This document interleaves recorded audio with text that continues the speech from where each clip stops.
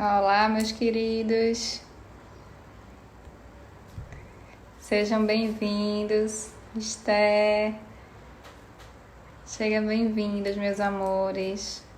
Robson, Jadiel, Flávio, Roberto, representando aí Santa Cruz, seja bem-vindo. Sejam todos muito bem-vindos, meus amores, para o segundo round aí com o grande mestre Eduardo Amorim, que ele já está chegando também para conversar com a gente. Podem ir se chegando.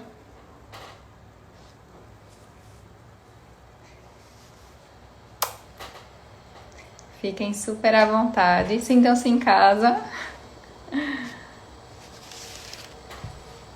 Como vocês pediram ontem, hoje retomamos aí para a segunda etapa com o grande Eduardo Amorim aqui, para que a gente possa esclarecer as dúvidas sobre a antecipação tributária. O professor Eduardo já chegou, está sendo incluído aqui na live.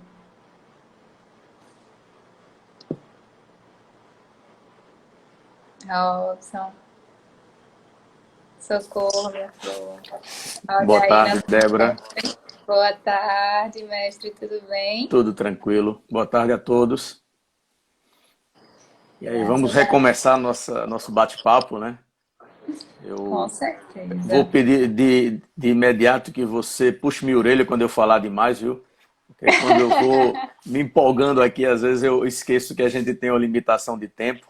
E aí você, por favor, fique à vontade de tocar os temas aí para que eu não perca o tempo novamente. De jeito nenhum, professor. Foi ótimo ontem, foi super leve, né, gente? O pessoal gostou muito. E assim, nós estamos nos familiarizando com essas ferramentas, né, professor? É Acostumado verdade. com sala de aula, tá o É pessoal, todo diferente. mundo ali. A gente mesmo já fica vendo os alunos olhando o relógio e já tá dando noção, né, do tempo. É verdade. A gente sente falta disso também, viu? Né? A gente que tem algum tempo de sala de aula, né? Eu diria que eu tenho mais ou menos uns 6 ou 7 meses de sala de aula. A gente acaba sentindo falta, né, daquele contato com os alunos, os questionamentos, né? Acho muito importante. Essa troca de conhecimento, né? Porque a sala de aula é um ambiente extremamente rico para você desenvolver as dúvidas e é das dúvidas que acabam vindo as grandes respostas, né? Isso, e todo aprendizado, né? E todo um aprendizado, é verdade. Verdade. E aí, para a gente começar hoje, ontem, para quem esteve conosco, acredito que a grande maioria esteve, e a gente começou a conversar sobre antecipação tributária. E aí a gente falou um pouco do sistema de fronteiras. A gente até comentou da importância de perceber que o sistema de fronteira não é o responsável pelo cálculo, né, professor? Ele Sim, sem é dúvida. um norteador, né, que os contabilistas devem acessar para monitorar os cálculos que estão ali, mas que na verdade a responsabilidade do cálculo é do contabilista, né, da empresa. E o extrato de fronteiras, aquele sistema é mais um direcionador, é mais a Cefaz informando como ela entende que é o Isso. cálculo, né, Pode para poder nos dizer que dar uma é uma medida. sugestão, né? É uma Perfeito. sugestão de valor, né? Logicamente sujeito a uma apreciação e porventura alguma alteração, né, naquelas informações, né? E no resultado do valor a ser recolhido, né? Perfeitamente. E aí ontem a gente conversou sobre esse sistema, né, o que é a função dele. A gente conversou também sobre a importância das contestações dentro do prazo. Sim, E, né, apesar de ser um cálculo sugerido, é importante que o contabilista, dentro dos prazos legais, faça as contestações para que a empresa recolha o valor devido, o valor correto.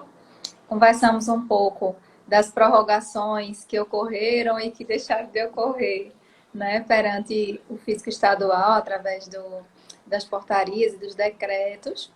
A gente conversou também sobre a diferença entre diferencial de alíquota, antecipação e substituição tributária.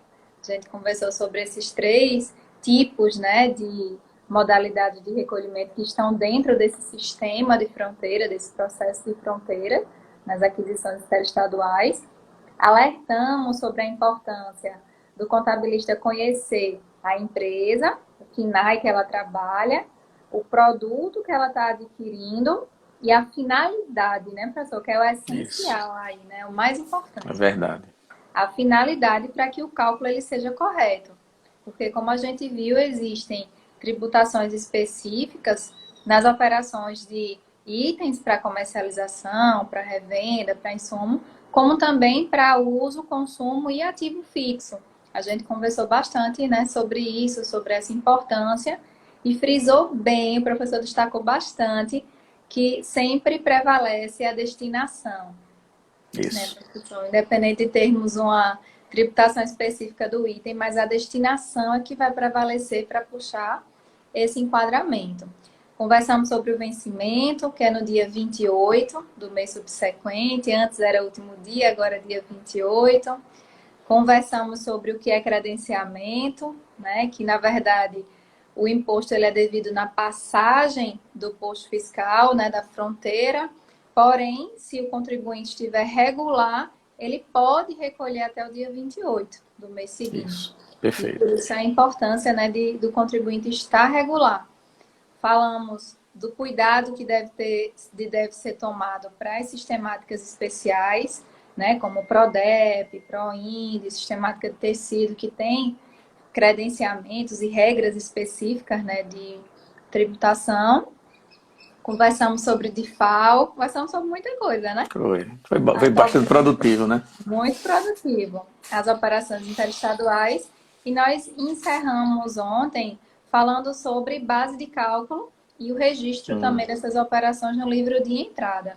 Então, como também surgiram algumas dúvidas sobre base de cálculo, a gente pode recomeçar daí, professor, falar sobre base de cálculo, né? Que até a gente tira aí qualquer dúvida remanescente que tenha ficado pessoal. Reforçar aí aquela formulazinha que a gente conversou ontem, né, do cálculo. E aí entrar nos detalhes com relação a também empresas do Simples Nacional que podem também surgir aí dúvidas Sim, aí sim, tá dos certo. participantes. Eu ia lhe pedir permissão só para voltar um pouquinho Com certeza. e assim, acho que é uma coisa que é muito importante a gente lembrar, embora você já tenha enfatizado, mas eu acho que, né, dada a importância que tem esse ponto, né, eu acho que a gente precisa atentar para uma determinada situação. A empresa, né, como a gente falou aqui ontem, e você reforçou recentemente, a empresa ela tem que guardar uma memória dessas informações, né? Então, eu hoje estou comprando uma mercadoria que a Secretaria da Fazenda tem um determinado entendimento. E aí, o que é que ocorre? Algum contribuinte, ele entra com uma consulta ao TAT, né, e faz um questionamento que seja entendido como pertinente, e a Fazenda muda esse entendimento. Então, eu posso então ser revisto um cálculo do sistema fronteira? Pode, né? Então, se a interpretação da legislação ela mudar, né? Embora isso a gente saiba o desconforto, né, que isso traz, isso pode inclusive gerar uma reabertura de cálculo, né? E é importante que o contribuinte ele mantenha essas informações, que ele guarde essas informações. Primeiro, até numa possibilidade disso gerar um auto de infração, para que ele consiga apresentar seus argumentos de defesa da sua impugnação, onde ele demonstre, né, ter feito o cálculo de acordo com o entendimento da Secretaria da Fazenda, né, que no mínimo ele poderia aí tentar pleitear o não pagamento de uma multa, né, se o entendimento que o imposto era devido da nova forma. Então, é muito importante que se guarde a memória daquilo que foi feito, né? Não é porque o imposto foi pago que a situação está resolvida. Então, vamos lembrar que o ICMS ele é um tributo por homologação, né? E para quem não está lembrado do que é um tributo por homologação, é aquele tributo onde o contribuinte ele praticamente faz tudo, né? Então, ele emite o documento, ele registra o documento, ele faz a apuração, ele recolhe, ele declara, né? E ele aguarda, né, a homologação, ou seja, o reconhecimento pelo fisco, né, de que aquela operação está correta. Bom, e aí eu tenho um prazo de 5 anos a partir do fato gerador para que o fisco se posicione sobre isso, né? E pode ser que em algum momento lá na frente o fisco entenda que não era aquele o entendimento, né? E ele vai apresentar uma cobrança complementar sobre aquele valor e o contribuinte imagina se você não tem essa documentação para demonstrar por que é que você fez esses cálculos, por que é que você apresentou aqueles valores, né? Então é muito importante que se guarde a memória disso, né? Então hoje a gente tem dezenas de ferramentas, né? A minha época ainda trabalha muito com Excel, né? Mas nós temos hoje uma oferta, né, de ferramenta que nos permite guardar, né, por meio eletrônico, ou qualquer físico se quiser também, mas acho que o meio eletrônico hoje é mais propício, essas informações para que futuramente tenha. Eu queria só dar um exemplo do que está acontecendo recentemente com as empresas que adquiriram veículos de carga, né? Então, a Fazenda ela mudou o entendimento em relação à forma de cálculo desse imposto, dessa diferença de alíquota, né? E ela está reabrindo várias cobranças de fronteiras e cobrando essa diferença, né? Porque se entendia que aquela alíquota de 12%, né, aquela carga tributária de 12%, valeria apenas para as operações iniciadas em concessionárias estabelecidas no estado de Pernambuco, né? Então não estou fazendo juízo nenhum, estou dizendo que concordo nem que discordo, eu estou dizendo que o entendimento mudou. E aí surge toda uma demanda de discussão, e que se você não tiver munido, né, da documentação necessária para isso, você vai ficar mais exposto do que estaria caso você tenha todos os argumentos em mãos para justificar o cálculo apresentado e o valor recolhido. Então, essa questão que eu acho que é muito importante, esse controle que eu sinto muito falta disso quando eu me deparo com algum processo lá na secretaria, e você vê que o contribuinte ele até tem alguma razão, mas ele não consegue provar o que ele está dizendo. Ele fala, olha, eu fiz dessa forma. Sim, mas com base em quê? E aí ele não tem aquela documentação. Então, fronteiras é um exemplo, isso acontece em muitas outras situações. Mas a gente está falando aqui, né, dos tributos cobrados em relação a isso. Bom, Nossa. mas então, retomando... E né, só em relação a esse ponto, professor, que surgiram Sim. algumas dúvidas. Passados 5 anos, a Cefaz não pode cobrar mais nenhum tipo de resíduo ou recálculo, né? Isso, Porque exato. já se extingue. E com relação a essas mudanças de entendimento, quando se cobra, o contribuinte tem que pagar com os acréscimos legais também, multa e juros? A princípio, sim, né? Porque é entendido que houve um recolhimento intempestivo ou falta de recolhimento, né? E não há a possibilidade de que seja cobrado um imposto sem que seja, quer dizer, fora do período, né, de vencimento, sem os devidos acréscimos legais. Contudo, o contribuinte ele pode questionar, né, essa penalidade, a multa principalmente. Os juros é mais difícil porque é uma questão de mora, né? Mas a multa, a penalidade, ela pode ser questionada, principalmente se ela vier através de um lançamento de ofício. Então, através de um auto de infração, o contribuinte ele poderia discutir o valor dessa multa, essa penalidade que está sendo imputada, né, ao contribuinte por algo que ele não teria dado causa, né? Então, ele poderia argumentar essa questão ou administrativamente ou até judicialmente. Perfeito, professor. Perfeito. E aí vamos Okay? Então vamos lá, né? Base de cálculo, né? Acho que então, é o maior lá. calo, né, de antecipação. Na verdade é o seguinte, a gente teve uma mudança, né, com a Lei 15.730, né? Não é demais lembrar que essa lei é a nova lei do ICMS, porque ela revoga as duas anteriores, né? Nós tínhamos a Lei 10.259, que era de 89, desculpe, não, 88 mesmo, 89 era o decreto.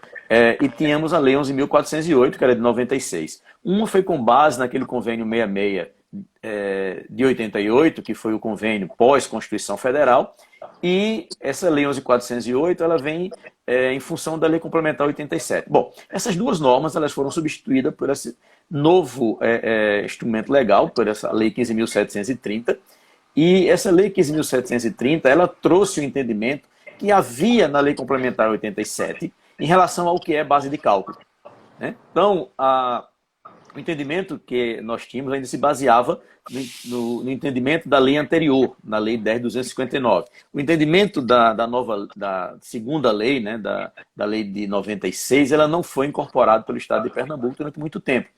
E com isso, o que é que aconteceu? A gente vinha cobrando a diferença de alíquota com base no valor da operação original. Bom, a partir da vigência da nova lei, o que é que ocorreu? Houve uma mudança de entendimento.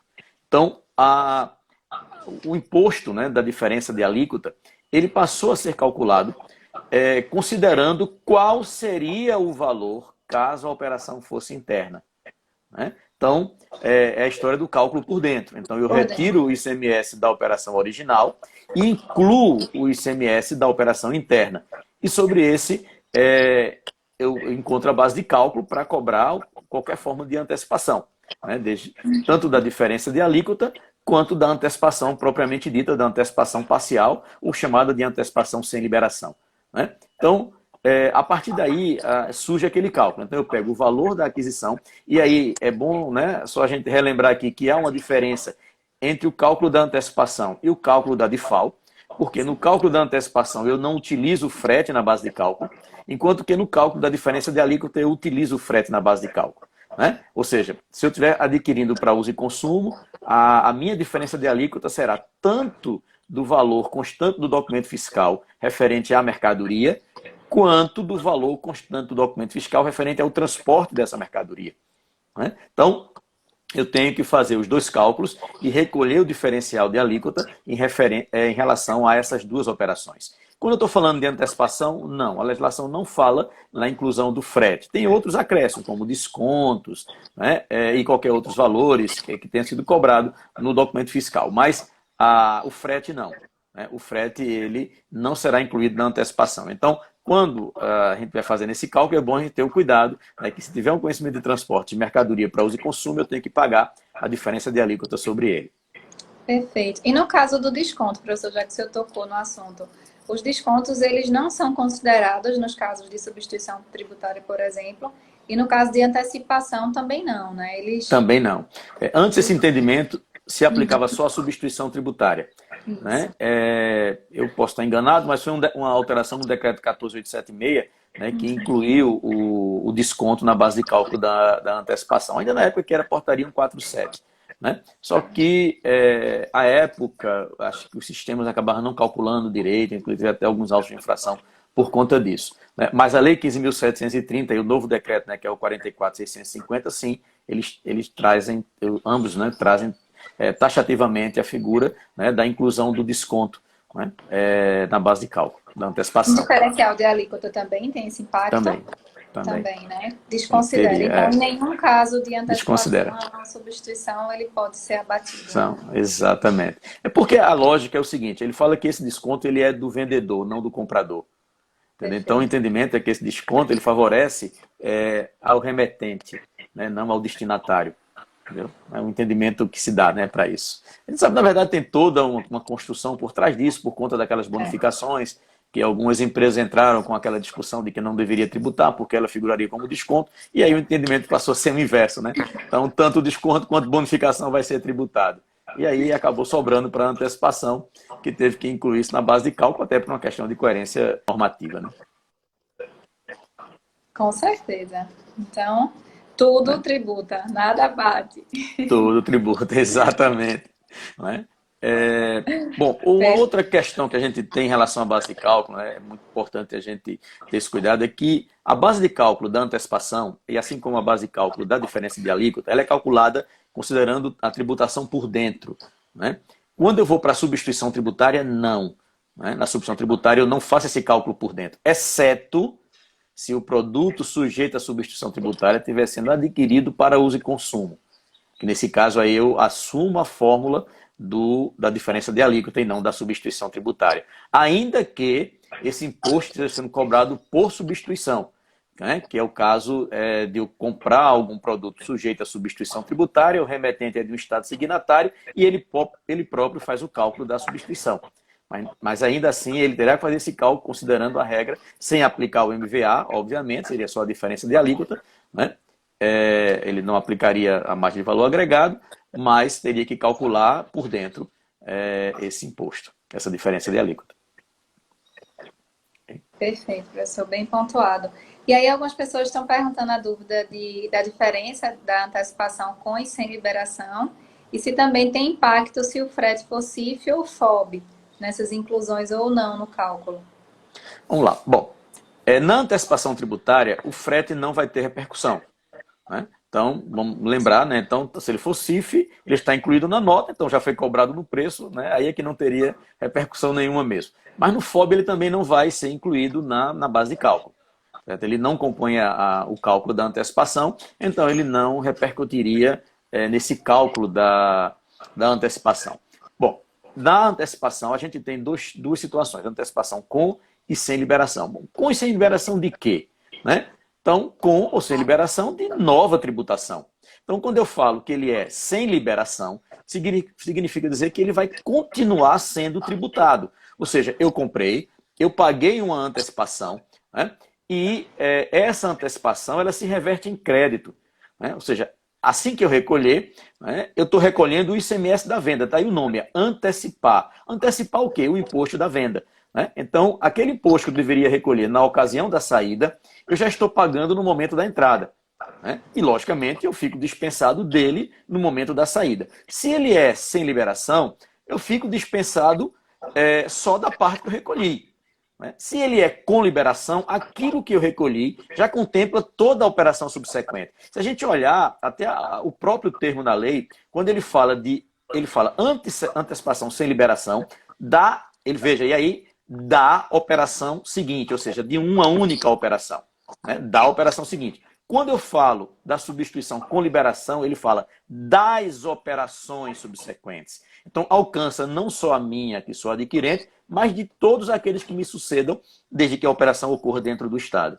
Então, ele libera não só a minha, mas também as seguintes. Né? Então, isso geralmente cria uma certa confusão, e eu acho que essa confusão ela é um alerta para a preocupação que se deva ter, né, com a classificação desses produtos, porque se eu classificar indevidamente um produto desse, eu posso incorrer em dois problemas. Você imagina, se eu estou classificando esse produto que seria sem liberação com liberação. Então ele muda tudo, desde a emissão do meu documento fiscal ao aproveitamento de crédito e a tributação na saída. Né? Então, se eu classifico o produto com substituição tributária, né, substituição com liberação, e eu dou o entendimento dele de sem liberação, o que é que está acontecendo? Eu vou deixar de me creditar e vou me debitar indevidamente. Né? Então, o que é que vai acontecer? Aquele crédito que eu deixei de recolher e aquele débito que eu lancei também se torna indevido, mas ele afetou minha apuração. Então você bagunça tudo. Ou pior, que for o contrário. Né? Se o produto ele é um produto com liberação e eu dou a ele um tratamento de sem liberação. Eu acho que esse é um dos piores erros que se pode cometer. Por quê? O meu crédito se torna indevido, e aí a utilização de crédito indevida pelo artigo 10, né, da Lei 11.514, a Lei de Penalidade, a utilização. E aí o conceito de utilização mudou a partir da Lei 15.600, que a utilização não precisa você abater do valor a recolher. Se você registrar, o simples registro já é suficiente para caracterizar a infração. Claro que você não vai pagar o imposto, mas vai pagar a multa de 90%. Então, ou seja, não é brincadeira, né? E aí eu teria utilizado o crédito indevidamente, né, porque eu não teria direito a esse crédito, e me debitado indevidamente. Só que esse débito indevido eu só posso reaver através de um pedido de restituição, né, porque foi um pagamento indevido. Ou seja, eu vou ser penalizado porque eu tomei um crédito e ainda vou ter dificuldade em reaver o indébito, né, o valor que eu não paguei. Então é muito cuidado. Então, quando a gente fala que ele exige uma certa atenção, né, é porque ele é mais suscetível, né, à possibilidade de ocorrência de falha no registro. E eu estou falando de empresas que podem ter milhares de itens.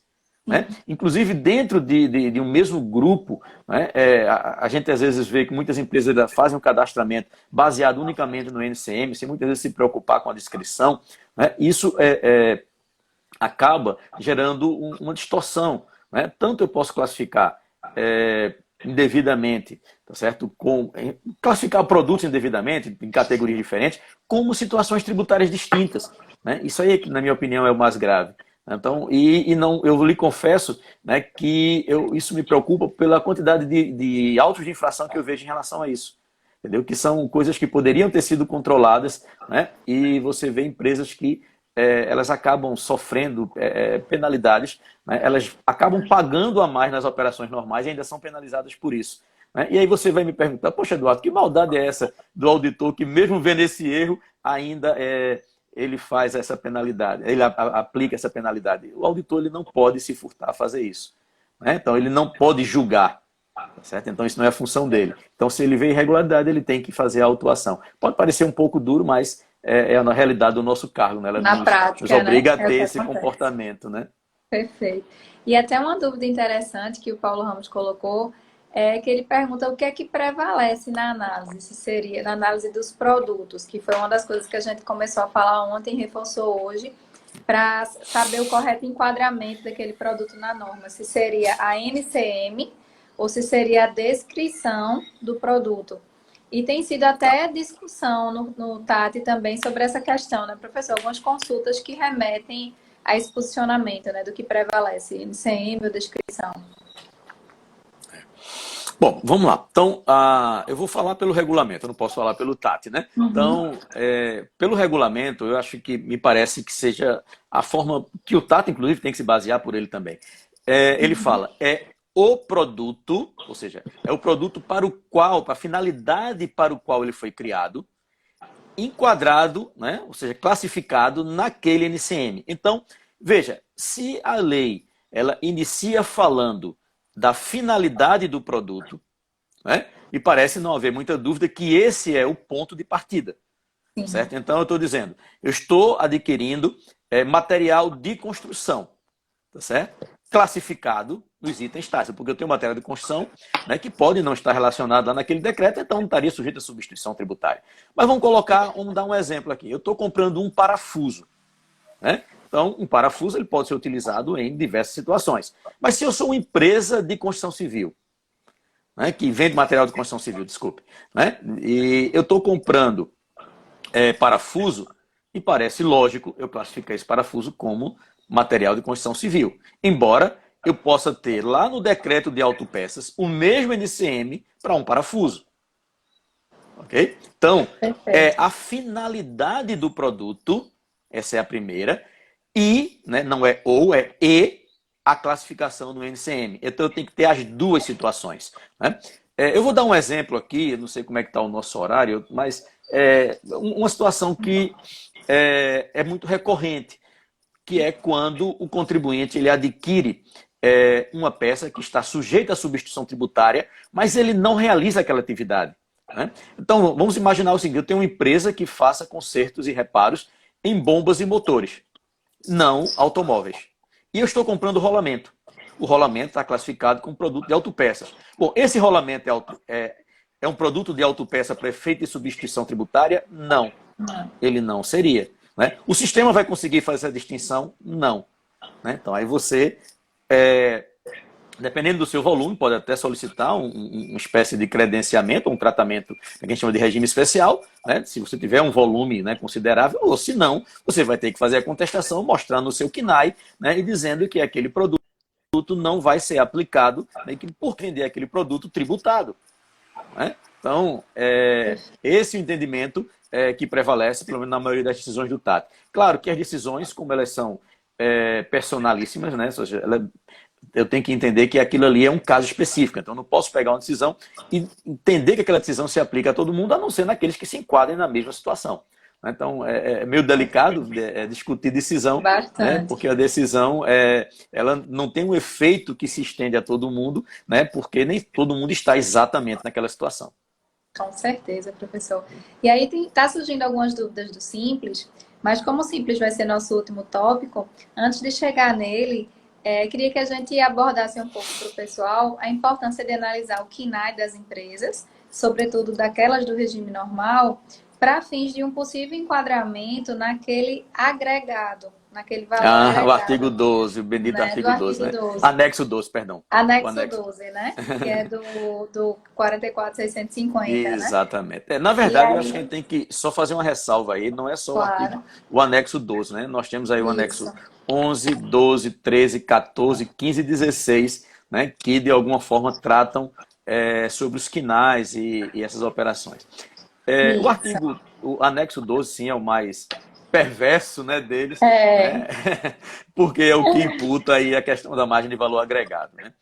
isso. É, Nas pra fi- antecipações, né? Na antecipação, né, da margem de valor agregado, é porque na substituição os decretos específicos eles definem a Isso. sua, a sua Porque às vezes o própria margem pessoal de valor agregado. confunde essa margem de agregação, né, professor, com aquela de ST, né? E Isso, acaba exatamente. achando que é, mas na verdade não tem nada a ver. Isso aí é uma É verdade. antecipação com agregação, né? Exatamente. É a antecipação. A antecipação em si, que a gente chama de parcial, né? Isso. Ela engloba a diferença de alíquota propriamente dita, né? Em alguns Uhum. casos é só a diferença de alíquota, no caso de indústria, no caso de, né? Sim. E alguns atacadistas, inclusive. Né? E mais uma margem de valor agregado para os atacadistas em geral, né? Que é aquele que não tem um tratamento específico, né? Ou seja, a regra geral é que eu tenho uma margem de valor agregado. E essa margem de valor agregado que a maioria está em 30%, mas não significa dizer que seja só 30%. Tem 50%, tem 20%, tem, né, outras margens de valor agregado. Então, retomando aqui ao seu questionamento. Bom, o KNAI, em geral, é o KNAI da atividade principal. Né? Contudo, o que é que ocorre? Algumas empresas, elas colocam nas atividades secundárias vários KNAIs. Então, se um KNAI daqueles da atividade secundária estiver naquele relacionado no anexo 12, vai ser aplicada a margem de valor agregado. O sistema vai cobrar. Porque ele faz uma busca dos KNAIs. Então, se o seu KNAI, né, se na sua relação de KNAIs está um daqueles que está relacionado no anexo 12, ele vai entender que a operação é sim tributada e com margem de valor agregado. Né? Então, muito cuidado. Eu até brinco, né, que era comum quando se abria uma empresa, bota o quê? Coloca aí, bota aí, de culinária chinesa a mecânica de avião. Né? O cara incluía tudo que era KNAI ali, porque pode ser que algum dia eu venha vender aquilo. O que, na verdade, não é assim, um entendimento que deva ser utilizado. Por quê? Nada impede que, eventualmente, eu venda outro produto. Eu tenho uma loja de venda de peças de veículo. Bom, e se eu comprei uma caixa de, sei lá, de embalagens e eu não quero essas embalagens? Eu estou em possibilidade de vender? Não. Se é um caráter eventual, não tem problema nenhum. Lógico, eu não posso passar aquilo ser o meu principal produto. Né? Então, mas não há impropriedade nenhuma em que uma indústria, por exemplo, revenda uma mercadoria. Ela comprou a mercadoria e ela pode revender aquela matéria-prima que, teoricamente, seria para o seu fabrico, né? Para utilizado como matéria-prima. Então, essa ideia de colocar vários quinais, né? Ela nem sempre é uma boa alternativa. Né? Pelo menos a expectativa de um negócio futuro, eu acho que não é o mais apropriado Acaba saindo mais caro do que uma acaba alteração saindo mais contratual, caro. muitas vezes, né? Né? Em outra ocasião a gente conversa sobre isso, mas Com tem certeza. vários exemplos de situações que não foi muito produtivo. Mas vamos lá, Perfeito. vamos continuar. Vamos lá. Então, importante, né, ter esse cuidado com o cálculo das empresas que têm esse KNAI, porque aí quando tem essa agregação, ainda também tem aquele cuidado, né, professor, que também gera um ponto polêmico, de que nessa modalidade, né, de antecipação com agregação, você vai ter aquela base de cálculo que a gente já estudou, como é que calcula, aplica essa agregação, multiplica pela alíquota interna e abate um crédito, né? E aí tem essa Exato. segunda polêmica aí de que qual seria esse crédito a abater nesse cálculo? Se é o imposto destacado, né? Às vezes tem um remetente do simples. Que cuidado a gente tem que ter aí nesse cálculo da antecipação? Bom, Débora, eu acho que essa sua pergunta foi excelente, né? Porque a gente precisa se desmistificar essa questão de fronteiras. Na verdade, o fronteiras ele é uma antecipação da tributação do produto e da regra geral de tributação. Então, o que é que o artigo 20A, B, C, né? O 20 foi revogado, mas o 20A, B, C, D, né? Ele fala, né? Então, quando ele fala do aproveitamento de crédito, eu tenho uma regra para o aproveitamento de crédito, né? Então, antes dessa lei atual, a gente tinha uma distinção do crédito em crédito permitido, né? Que seria o crédito existente e o crédito regular. Hoje a gente não trata dessa forma. A gente trata como crédito devido ou indevido. Então, o indevido ele reúne uma série de coisas. Mas, para que eu utilize o crédito, primeiro, ele precisa estar consignado, registrado no documento. Né? Então, existem duas formas. Uma, ser empresa do regime normal, né? Informado, destacado no campo específico de ICMS. Então, aquele, inicialmente, seria o valor a que eu tenho direito. Se a empresa é optante do Simples, eu vou lá para a Lei Complementar 123, que ela permite que você, né, inicialmente não seria permitido as empresas do Simples transferirem crédito, né? Só que isso aí ele geraria uma desvantagem competitiva ainda maior, né? Então foi permitido que dentro daquele valor que ela recolhe de ICMS, certo? Ela possa informar, que aí não é destacar, ela possa informar, tanto é que eu não levo esse valor para o livro de entradas, eu levo ele direto para o livro de apuração, né? Ele vai informar esse valor. Então, essa regra do crédito, ela tem que ser utilizada também no cálculo da antecipação. Então, se eu não tenho nada destacado ali, nada eu posso aproveitar. Então, se eu comprei de um contribuinte do Simples Nacional e por um equívoco qualquer, por uma falha de preenchimento de documento, ele não informou aquele imposto, infelizmente não há como eu admitir a possibilidade de que haja o imposto pela menor ou pela maior alíquota. Entendeu? Porque não há essa possibilidade de se presumir esse crédito. Certo? Porque se assim o fosse, eu estaria dando um incentivo, e não é o caso. Então não se pode. Se não há o crédito informado ou destacado, infelizmente não há como ele ser utilizado no cálculo do Fronteiras, assim como também não tem como ser utilizado no registro normal, né, lá no livro de entradas posteriormente. Né? Mas eu vou só complementar a resposta, se você me permite, né, colocando outras situações. Isso que a gente falou aí seria o crédito que está informado. Contudo, nem todo crédito informado ele é possível de ser aproveitado. Né? Em alguns casos, eu tenho que olhar qual é a operação subsequente. Então, se a operação subsequente ela tem alguma redução de carga tributária, eu também não posso utilizar em sua totalidade o crédito. Vamos dar, por exemplo, produtos de informática que tem carga tributária de 12%. Então, 12% na operação interna significa uma redução de carga tributária em relação aos 18% que eu teria normalmente. Então, quanto é que foi essa redução? Né? Então, eu vou calcular, a minha redução, eu estou trabalhando com 12, deveria ser 18, deixei de recolher 6, são 6 de 18 é quanto? 1/3. Então, eu não tenho direito a 1/3. Então, eu só teria direito aos 2/3. Então, eu teria direito a apenas 66,67% do imposto destacado. Então, tanto isso no cálculo do Fronteiras, né, quanto isso no cálculo do ICMS normal nas operações futuras que ocorrerão. E aí entra a figura do estorno de crédito, que seria assunto para um outro momento. Com certeza, perfeito, professor. Ótimos esclarecimentos. E aí o nosso último tema de hoje, que é um que é recheado de dúvidas, é com relação às empresas do Simples Nacional, né? Que a gente conversou todos esses aspectos aí, que são as regras gerais, né? As regras aplicáveis a todas as empresas. E aí tem surgido algumas dúvidas, e aí merece uma atenção especial, como também a maioria, né, das empresas que a gente tem hoje, Simples, de contribuição do Simples. E aí vamos conversar um pouquinho sobre que cuidados essas empresas do Simples elas devem ter nos cálculos, né, das suas antecipações. E até alertar também, professor, a questão da regularidade, né? Isso, eu acho que isso é o principal, Débora.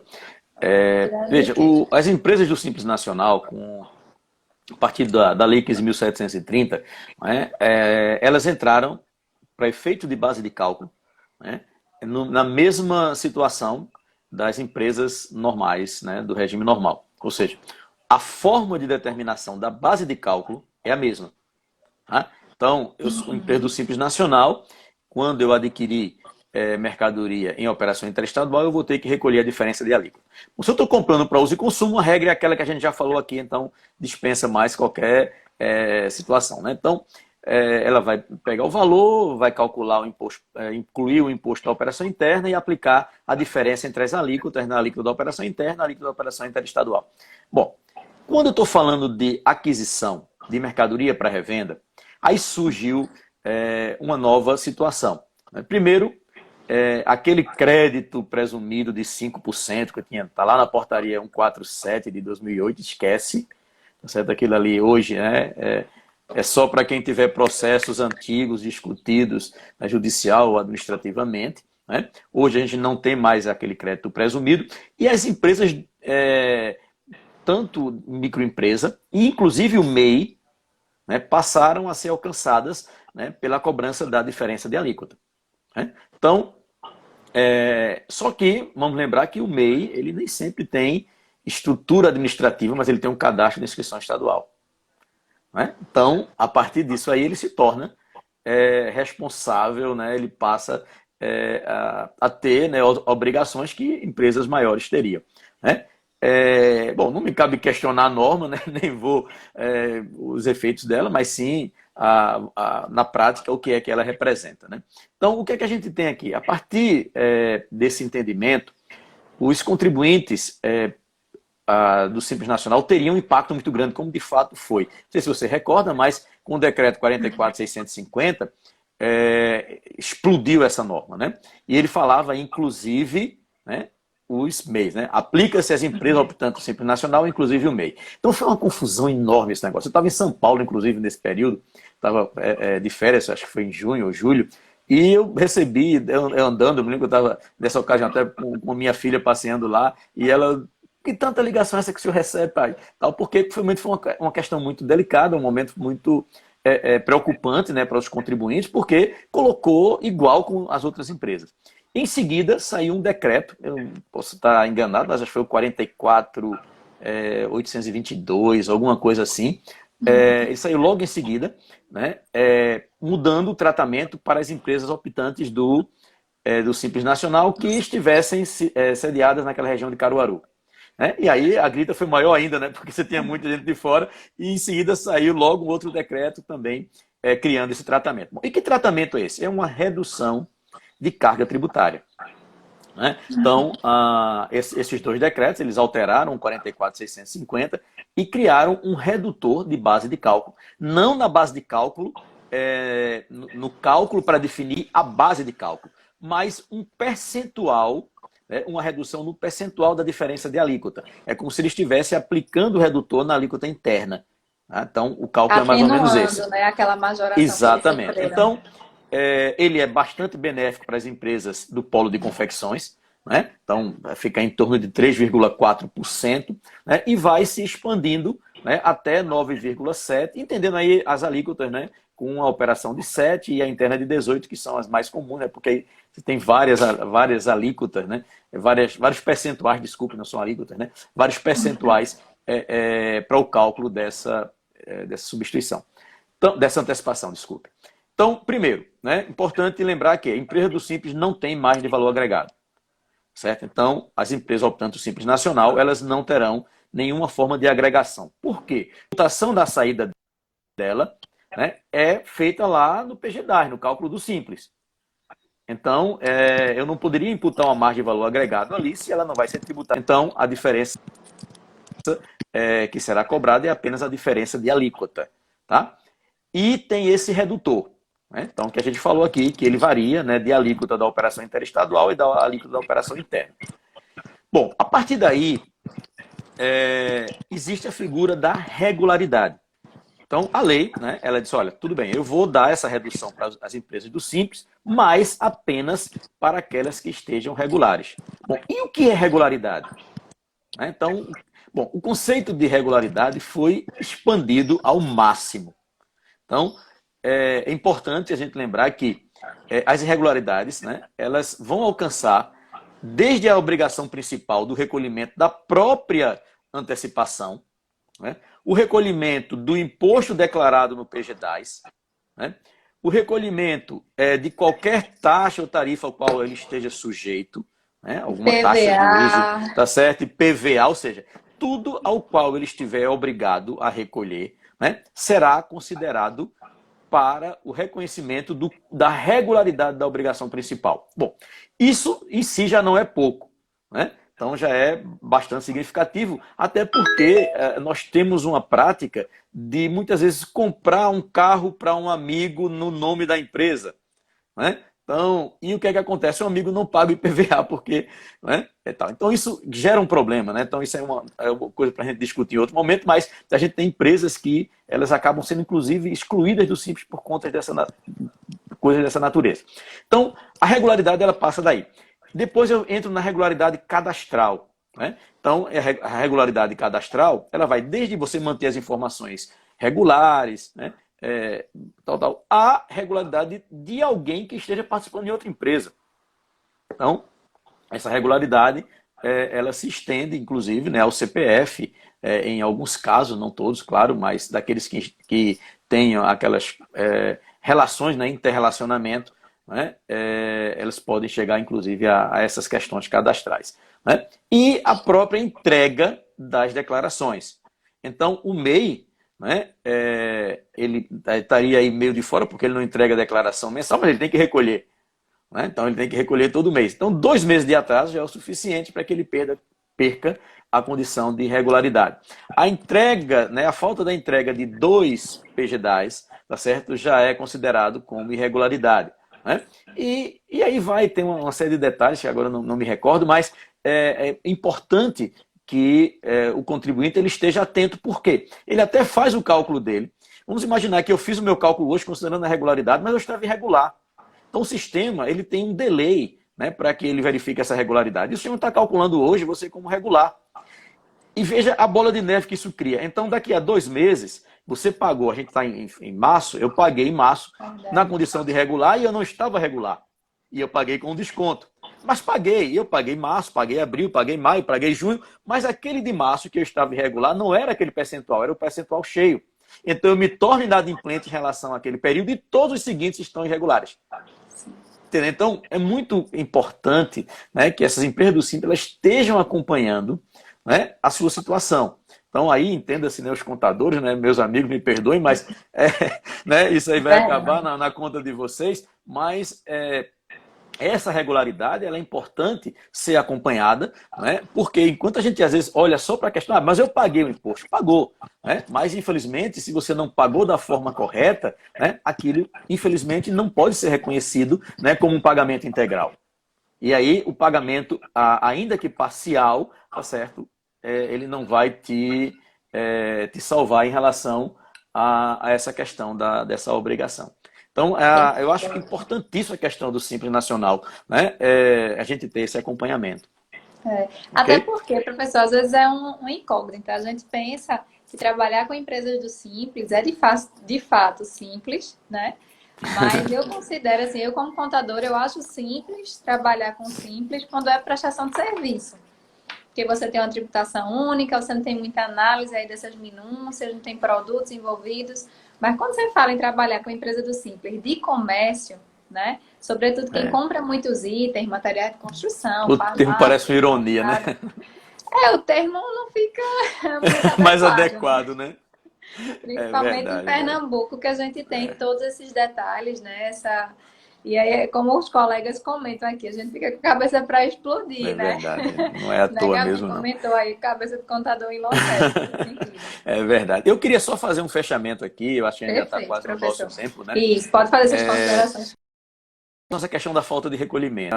Muitas vezes a gente não atenta à importância que tem essa questão, ou existia um pensamento, né, que dizia o seguinte, tudo bem, mas se eu não paguei, e aí o regime normal principalmente, né, se eu não paguei o simples, se eu não paguei a antecipação, desculpa, mas eu vendi a mercadoria, então eu paguei o imposto na saída, é verdade. Né, eu acho que o pensamento ele é racional, né, e bastante lógico. Né? Se eu estou falando de uma antecipação, eu não paguei a antecipação, mas eu vendi a mercadoria. E quando eu vendi a mercadoria, então eu paguei o imposto na saída. Né? Então, se eu não paguei naquele primeiro momento, eu paguei no segundo momento. Né? Então, existe uma tipificação de penalidade para isso, chamada de recolhimento intempestivo sem acréscimos legais. Mas não é isso que a Fazenda vem aplicando. Na verdade, quando o contribuinte ele não recolhe essa antecipação, né, é aplicado a ele o artigo 10. Posso estar enganado, mas eu acho que é o inciso 15 da lei que fala da falta do recolhimento do imposto devido por extrato. Então, né, antes que era aquele cobrado por retenção, né, hoje eu digo, né, essa alteração, acho que foi uns 3 anos atrás, ela fala, né, falta do recolhimento da cobrança, falta do recolhimento do imposto cobrado através de extratos. Então, se aplica exatamente ao sistema fronteiras. Né? E a penalidade é de 60%. E aí você vai me perguntar, Débora, sim, professor, mas se o contribuinte mostrar que ele pagou, né? Ou seja, se ele fizer lá o levantamento e mostrar que aquela mercadoria que ele adquiriu e que ele não recolheu fronteira, ele vendeu e vendeu com recolhimento do imposto. Ok. A penalidade ela é reduzida em 50%, mas não deixa de ser cobrada. Ou seja, eu caio de 60% para 30%. Né? Então, 30% sobre esse valor é algo a ser pensado. Né? Eu acho que não é uma boa lógica tentar arriscar essa falta de recolhimento. Certo? Perfeito, professor. Então, E o senhor podia só reforçar aquela questão dos veículos que alguns participantes pegaram um pouco no ar, ficaram na Ah, tá. dúvida. Foi o seguinte. Aquela mudança de entendimento aí. Certo. Houve, não estou dizendo que eu concordo, eu estou dizendo que está acontecendo, viu? Tá certo? Não Eita. vocês vão querer quebrar aqui o meu telefone. Veja, o que é que acontece? Houve um entendimento, se você pegar a legislação que trata sobre a questão da diferença de alíquota em veículos, ele fala que a base de a carga tributária, né, porque antes era alíquota, hoje é carga tributária, de 12% se aplica nas operações internas de Pernambuco, ou seja, nas saídas das concessionárias. Então, o Estado já vem realizando, suspendeu um pouco por conta desse momento, e até porque está aguardando a decisão sobre esse entendimento. Houve uma mudança de entendimento, e a gente teve alguns autos de infração, cobrando a diferença de 12, né, para 18. Tá certo? Então, ao invés de se recolher os 5%, né, na verdade, teria que ser recolhido 11%, né, quando foi 18%, ou mais 5%, né, 10%, quando era 17%. Então, esse entendimento é que aquela redução, né, para 12% não se aplica nas operações interestaduais, se aplicaria apenas à operação interna. E aí devido, ou seja, alguns contribuintes tiveram esse imposto recalculado e essa cobrança realizada mediante, inclusive, a aplicação de auto de infração, que é o pior, né? Que vem É com o uma pior. penalidade de 90%. Com Certo? Foi nesse certeza. sentido. Não sei o que é que vai daí para frente, né? Assim, pode ser que É. volte o entendimento anterior, pode ser que prevaleça só daqui para frente, não sei. Isso aí está ainda sob análise, né? Deve sair decisão mais na frente. Perfeito, professor. Nossa, foi incrível. A gente conseguiu finalizar aí os temas que a gente tinha abordado. Quero agradecer não só ao professor Eduardo, mas como grandes parceiros que estão aí hoje, né? Nossa presidente Dogivânia, Alciene, Gleidson, Um abraço aí para todos. Eu acabo não Cecília, conseguindo ler muito Claudete. aqui. Fica difícil de Verdade. acompanhar, mas eu lhe resumo, nem se preocupe. E aí, quero lançar também um Obrigado, Débora. desafio aqui, professor, que eu nem lhe perguntei se o senhor topa, mas já estou acreditando que sim, que a gente vai lançar daqui a pouquinho, quando terminar a live, perguntas lá no Stories do CRC, né? Um questionário para que vocês apontem para a gente quais são as principais dúvidas de ICMS que vocês têm. Porque aí quando o professor estava falando assim, isso aqui é para outro assunto, já tinha gente perguntando, quando? E aí a Pronto, gente verdade. sabe, Seria né? interessante, né? Aproveitar e a gente até reunir esses temas. De repente a gente faz outro bate-papo desse, né? Mais um ou dois, né? Isso. Perfeito, Importante aí, específico. esse canal ficou maravilhoso. Com certeza. E aí a gente vai lançar para vocês aí, pessoal, no Stories do CRC, para vocês apontarem quais são as principais dúvidas, as principais dores que vocês têm aí em relação ao ICMS. Estorno de São poucas, mas crédito, existem, né? né? Com certeza. Então, coloquem aí pra gente, porque a gente vai coletar essas principais dúvidas e vou conversar com o professor Eduardo para a gente lançar aí um tira dúvidas de ICMS nesse mesmo formato. Então, para que seja bem produtivo, para que a gente atue diretamente nas dores de vocês profissionais que estão aí trabalhando, fazendo das tripas coração, né? Para trabalhar nesse Opa, cenário, imagino. né? Home office, que tem sido bem desafiador. A gente vai trazer aí os esclarecimentos bem mastigados, mas para que a gente possa ser bem assertivo, a gente precisa ouvir de vocês essas dúvidas, de preferência com antecedência. Por isso que eu vou lançar ainda hoje, assim que acabar a live, porque aí eu e o professor, a gente vai se debruçar sobre essas dúvidas e já trazer para vocês com base legal, entendimento, e conseguir ter um Perfeito. bate-papo aí bem produtivo. Topa, É professor? verdade. Com Não pode dizer nem certeza. que não topa, Estamos né? Em juntos. público, Não, com mais de 80 é testemunhas. verdade. É Não verdade. pode Mas nem são muitos, correr. muitos assuntos, né? Eu acho que são coisas que constroem bastante, né? Hoje, por exemplo, não sei se a gente tem tempo, mas só vou dar um exemplo, né? Tem Claro, um tem sim. colega de Caruaru que me fez um questionamento sobre quando a empresa do Simples ela compra uma mercadoria que ela é isenta, né? E aí, mas o Simples não tem isenção para Simples, né? Então, aí pronto, a lei ela diz que sim, né? Se o produto for isento da operação interna, inclusive o Simples será beneficiado, não só a isenção, como diferimento ou qualquer outra redução. Então, são detalhes que às vezes está no dia a dia da pessoa, né? E que isso não é uma coisa tão alardeada, mas que para ele é muito importante. né? E ele fica na dúvida, como tantas outras questões. Porque o simples como você falou, ele é uma mistura, né? Então, o simples, ora ele está de um lado, ora ele está de outro. Ele é simples para algumas coisas, né? E é bem complexo para outras, né?